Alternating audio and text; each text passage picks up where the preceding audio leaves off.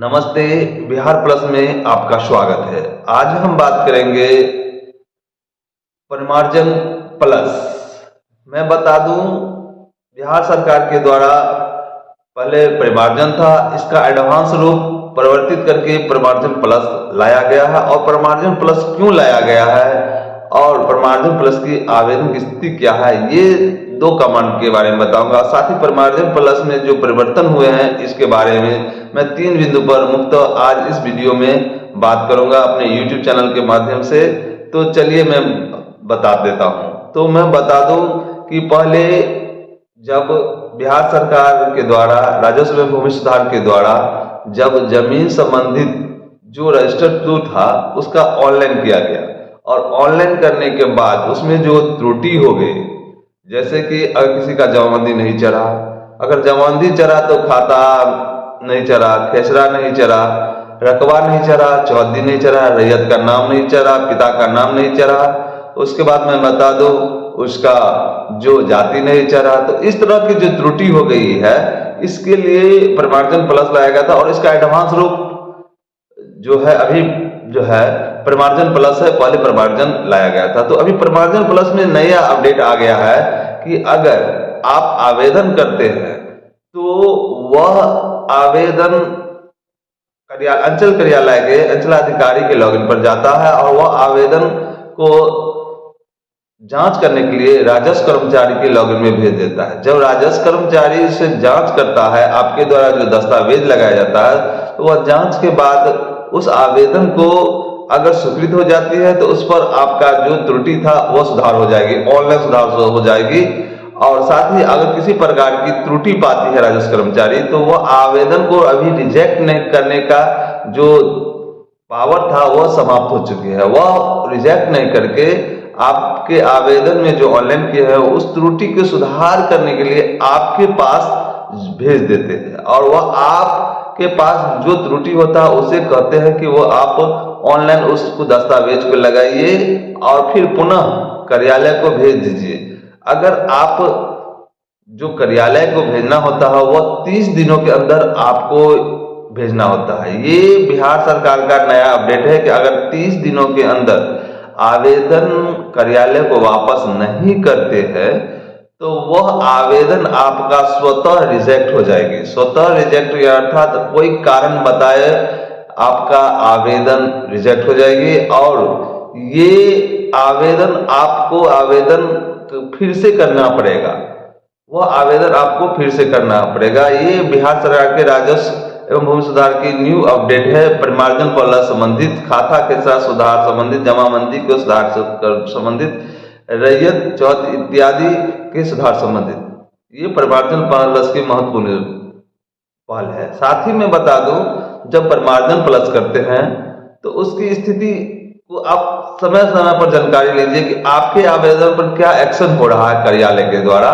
इसके लिए भी बिहार सरकार राजस्व भूमि सुधार ने बिहार भूमि साइट पर यानी LRC के साइट पर आप जाके आवेदन की स्थिति, परिमार्जन की आवेदन की स्थिति में जाके उसे समय समय पर देखते रहिए कि आपके द्वारा जो आवेदन किया गया उससे पर कब कब एक्शन हुआ, वो तिथि वाइज देखिए। उससे में ये भी दिखाया जाता है कि किस मौजा का आपका जमीन है और किस खाता खेसरा की जमीन है और किस तिथि को ये आपका महत्वपूर्ण आवेदन पर जो एक्शन लिया गया इसके बारे में जानकारी लिया। तो सबसे न्यू अपडेट ये है परिमार्जन प्लस का कि आपको अगर आवेदन करते हैं तो उसे पूर्ण दस्तावेज लगा के ऑनलाइन करें। अगर वापस कर्मचारी राजस्व कर्मचारी यानी कार्यालय के द्वारा किया जा रहा है तो 30 दिनों के अंदर जरूर वापस कर दें, नहीं तो आपका आवेदन स्वतः समाप्त हो जाएगा, और समाप्त करने के बाद आप पुनः आवेदन कर सकते हैं। तो चलिए हम साइड पे इसकी बात को हम दिखाते हैं कि यह किस तरह किया जाता है। खासकर मैं आज इस वीडियो में जो आपका ऑनलाइन किए हुए आवेदन को किस तरह जांच करेंगे कि आपके आवेदन में क्या क्या एक्शन हुआ है इसके बारे में मैं बताऊंगा। तो चलिए इस वीडियो में मैं आपको दिखाता हूं। तो अपने मोबाइल को खोलेंगे और अपने मोबाइल से गूगल में जाएंगे, LRC या बिहार भूमि, इस गूगल में टाइप करेंगे LRC और सर्च करेंगे। इसके बाद बिहार भूमि के साइट पर जाएंगे,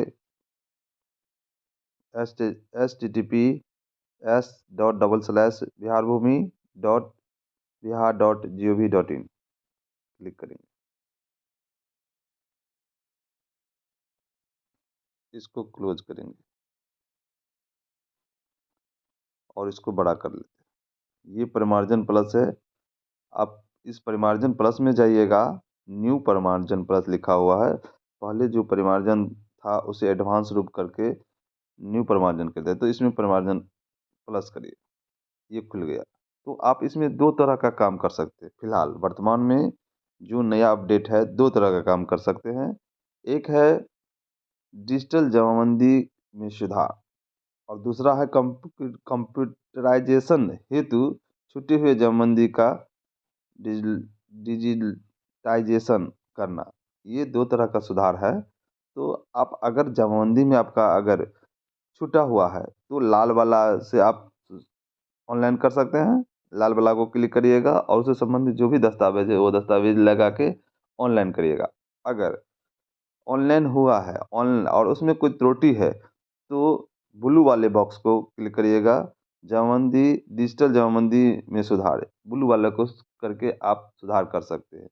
ये है परिमार्जन प्लस। जब आप परिमार्जन प्लस कर लेते हैं तो उस आवेदन को किस तरह चेक करेंगे तो उसके बारे में भी यहाँ दिया हुआ है।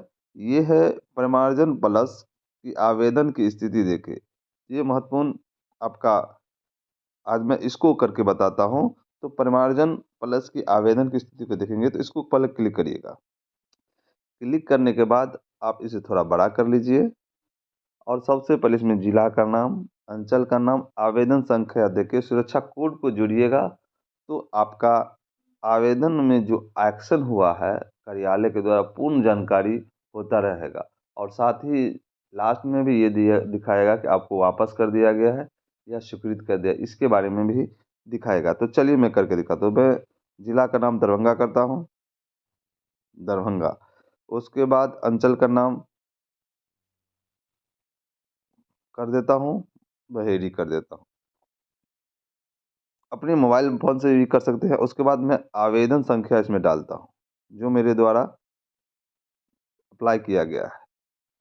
चलिए आवेदन संख्या पेस्ट कर देता है। ये आवेदन संख्या है परिमार्जन प्लस की और सुरक्षा कोड 9 दे देता हूँ। 6 3 दिया हुआ यानी 3 6 9 जोड़ के दे दीजिए और सर्च कर दीजिए। देखिए ये पूर्ण जानकारी है। ये हल्का क्या है, हावेडी का है, मौजा हावेडी 115। मोबाइल आवेदनकर्ता का जो आवेदन संख्या वो दिया हुआ है, आवेदन संख्या दिया हुआ है और ये आवेदन की स्थिति में ये आवेदन एप्लीकेशन प्रोसेस में है और ये पूर्ण जानकारी है आवेदन की, परिमार्जन प्लस की आवेदन के लिए। और मैं बता दूं कि जिस दिन देखिए एक्शन अपडेट, ये सबसे लेफ्ट साइड में एक्शन अपडेट, ये आवेदन पर एक्शन किया गया है और ये एक्शन रिमार्क दिया गया है कौन कौन से एक्शन किस किस समय किया गया है, ये पूरी जानकारी दिया गया है। साथ ही मैं बता दूं ये एक्शन टेकन के बारे में भी जानकारी देता है, यानी 3 मुक्त जानकारी होता है।